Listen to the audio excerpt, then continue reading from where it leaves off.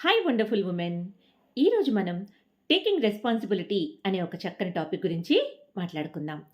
ఇది హో ఓపెనోపెనోలో core foundation principal.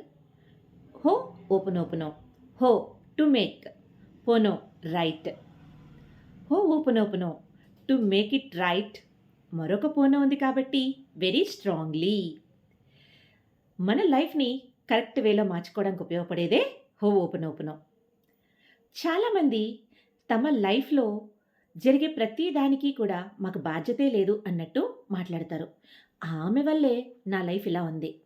నా హస్బెండ్ అయితే అస్సలు నన్ను అర్థం చేసుకోరు అని ఎప్పుడు కూడా ఒక విక్టిమ్ మోడ్‌లో ఉంటున్నారు. ఒక బ్లేమ్ చేసుకుంటున్నారు తనని తానే. ఎప్పుడైతే విక్టిమ్ మోడ్‌లో ఉంటున్నామో తన దగ్గర ఉన్న పవర్‌ని వాళ్ళ చేతిలో పెట్టేసినట్టే కదా! అంటే పవర్ ఏమైంది? వాళ్ళ చేతుల్లో ఉంది. మరి మన దగ్గర బ్లేమ్‌లో ఉన్నాము. మనం ఎప్పుడైతే బ్లేమ్‌లో ఉన్నామో ఆటోమేటిక్‌గా మన మైండ్ ఏమవుతుంది? నెగెటివ్‌గా ఫీల్ అవుతుంది. మన మైండ్‌లో 2 సెంటర్స్ ఉంటాయి. అదే ఎమిగ్డాలా, ఎమోషనల్ రియాక్షన్ సెంటర్. మరొకటి ప్రీఫ్రంటల్ కార్టెక్స్. అది రియాక్షన్ సెంటర్. ఈ 2 పర్ఫెక్ట్‌గా ఉంటే మనం హ్యాపీగా ఉంటాం. మనం బ్లేమ్ మోడ్‌లోకి ఎప్పుడైతే వెళ్ళిపోతున్నామో ఆటోమేటిక్‌గా స్ట్రెస్ ఫీల్ అవుతున్నాం. స్ట్రెస్ ఫీల్ అయితే స్ట్రెస్ హార్మోన్స్, కార్టిసాల్, ఎడ్రినలిన్ ఇటువంటివి రిలీజ్ అవుతాయి. అప్పుడు మనం ఏమవుతున్నాం? స్టక్ అయిపోతున్నాం. మన లోపల ప్రాబ్లమ్స్ అనేవి స్టార్ట్ అయిపోతున్నాయి. అదే పవర్‌ని మన చేతిలో పెట్టుకుంటే, ఆ రియాక్షన్ మనమే అయితే అప్పుడు మన శరీరం, మన బ్రెయిన్ ఏమవుతుంది? హ్యాపీ హార్మోన్స్, సెరటోనిన్, డోపమైన్ అనే వాటిని రిలీజ్ చేస్తుంది. సో, బ్లేమ్ మోడ్‌లో కాకుండా రెస్పాన్సిబిలిటీ తీసుకోండి. ఏదైనా ఒక జరిగింది విషయం అంటే దానికి నేనే రెస్పాన్సిబుల్ అనుకుంటే ఆటోమేటిక్‌గా బ్రెయిన్ అనేది కామ్ అవుతుంది. హ్యాపీ హార్మోన్స్ అనేవి రిలీజ్ అవుతాయి. మనం చాలా హ్యాపీగా ఉండగలుగుతాం. మా ఫ్రెండ్ ఒకామె ఏం చెప్తుంది అంటే, నా వర్క్ ప్లేస్‌లో అందరూ నాతో నెగెటివ్‌గానే ఉంటున్నారు అని చెప్పింది. అయితే నేనడిగాను, ఇంట్లో నువ్వు అప్రిషియేటెడ్‌గా ఫీల్ అవుతున్నావా? లేదా నిన్ను నువ్వు అప్రిషియేట్ చేసుకుంటున్నావా? అని అడిగితే ఆమె ఏమందంటే, లేదు నన్నెప్పుడూ నేను అప్రిషియేట్ చేసుకోవట్లేదు అని చెప్పింది. చెప్పిన తర్వాత ఆలోచించింది.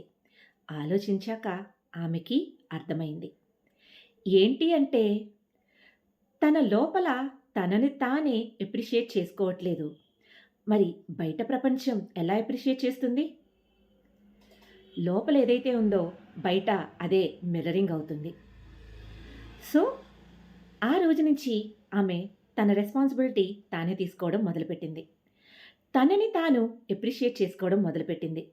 ఎప్పుడైతే తనని తాను అప్రిషియేట్ చేసుకోవడం మొదలుపెట్టిందో, తన వర్క్ ప్లేస్‌లో కూడా అందరూ ఆమెతో పాజిటివ్‌గా మాట్లాడడం ప్రారంభించారు. సో, చూసారా రెస్పాన్సిబిలిటీ తీసుకోవడం యొక్క గొప్పతనం? ఎప్పుడైతే మనం రెస్పాన్సిబిలిటీ తీసుకుంటున్నామో, ఆటోమేటిక్‌గా మన లోపల నుంచి క్లీనింగ్ అనేది జరుగుతుంది.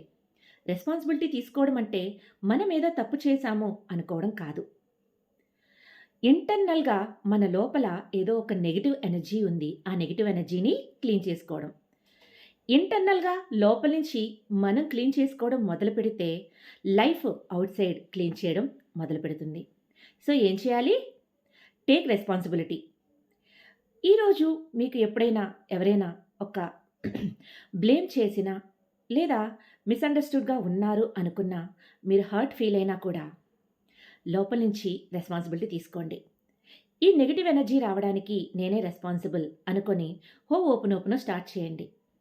మన హో ఓపెనోపెనో 4 పేజెస్. I'm sorry.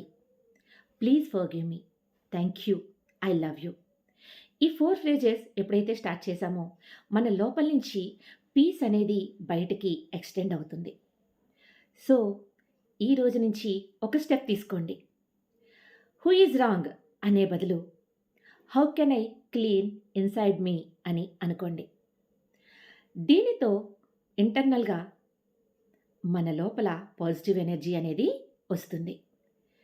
మనస్ఫూర్తిగా ఐ యామ్ రెస్పాన్సిబుల్ అనుకోండి. ఒక్కసారి మనస్ఫూర్తిగా ఇప్పుడే ఐఎమ్ రెస్పాన్సిబుల్ అనుకోండి. ఆటోమేటిక్‌గా మన చేంజ్ అనేది కనిపిస్తుంది. When I change inside my outer world changes. This is the power of taking responsibility. నా ఓపెన్ జూమ్ సెషన్స్‌లో వీటి గురించి మరింత క్లియర్‌గా డిస్కస్ చేసుకుందాం.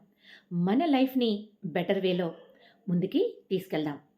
So, please join my open women healing circle. She heels within.